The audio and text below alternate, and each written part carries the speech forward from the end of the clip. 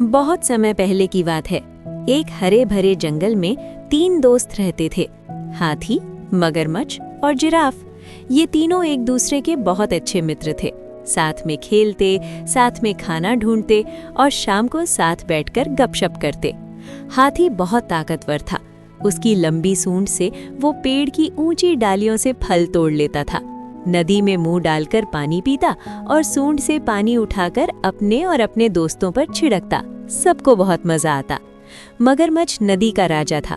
उसके छोटे छोटे पैरों की वजह से वो जमीन पर ज्यादा तेज नहीं चल पाता था, लेकिन पानी में वो बहुत तेज तैरता था। लंबे मुंह और तेज दांतों से वो मछलियां पकड़ लेता और अपने दोस्तों को भी खाना खिलाता। जिराफ सबसे लंबा था।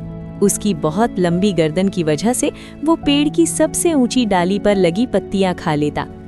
जब कोई फल ऊंचे पेड़ पर होता है, पानी से उसे तोड़कर सबको बांट देता। एक दिन तीनों दोस्त नदी के किनारे बैठे हंस मजाक कर रहे थे। तभी अचानक हवा में से एक बड़ा नीला धुआं निकला। धुएं के बीच से एक बहुत बड़ा जिन प्रकट हुआ।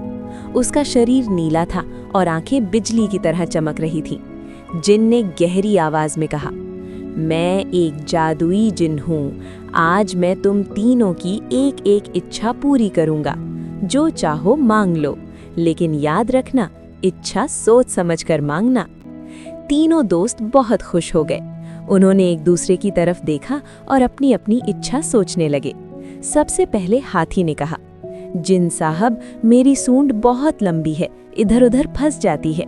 कृपया मुझे एक छोटी सी सूंड दे दो। फिर मगरमच्छ बोला, मेरे पैर बहुत छोटे हैं, जमीन पर चलते समय मुझे बहुत शर्मिंदगी होती है। मुझे लंबे और मजबूत पैर चाहिए।